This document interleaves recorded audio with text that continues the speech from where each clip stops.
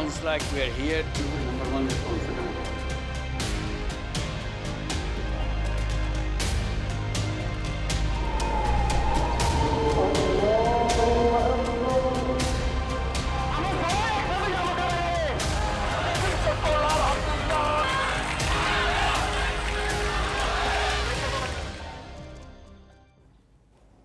Our next story is about Bangladesh. It's been over 100 days since the ouster of Sheikh Hasina, more than 100 days since she fled the country, and an interim government took over.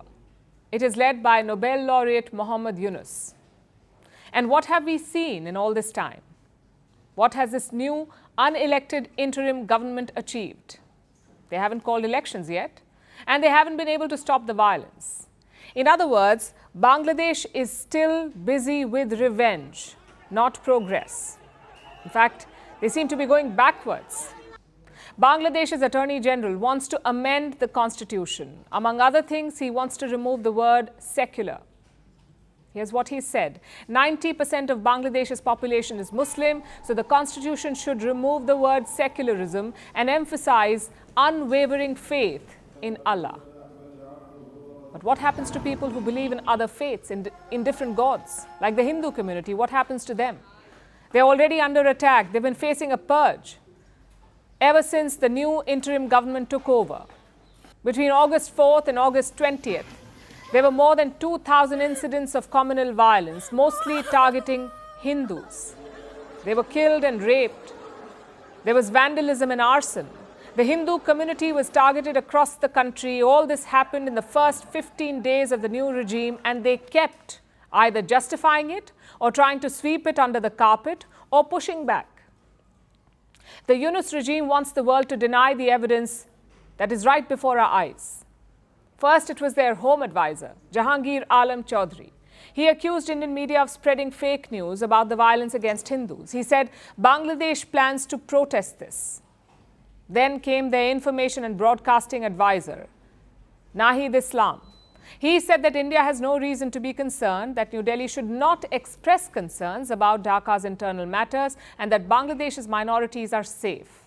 That is what the interim government is saying. At the same time, their Attorney General wants to remove secularism from the constitution. Do they think this will help protect minorities? By effectively and formally making them second-class citizens. You've already seen 2,000 attacks on Hindus in just 15 days. The Hindus keep protesting, asking for an end to the violence and discrimination, and this is what Dhaka comes up with. Officially end the country's commitment to secularism. They weren't doing a good job upholding it anyway. Now they want to drop the act altogether. Muhammad Yunus wants to pretend that everything is fine, that nothing bad will happen. But the reality is that the Hindu people are scared, and with good reason. Every time there's been political turmoil in Bangladesh, the Hindu community has come under attack. They were targeted during the 1971 Liberation War, then in 1992 when the Babri Masjid chaos was unfolding in India, and then again in 2001, this time because of an election. In 2001, there were more than 18,000 incidents of violence against Hindus in Bangladesh. 18,000. It was after Sheikh Hasina lost the election. And now she's been ousted again, without an election this time.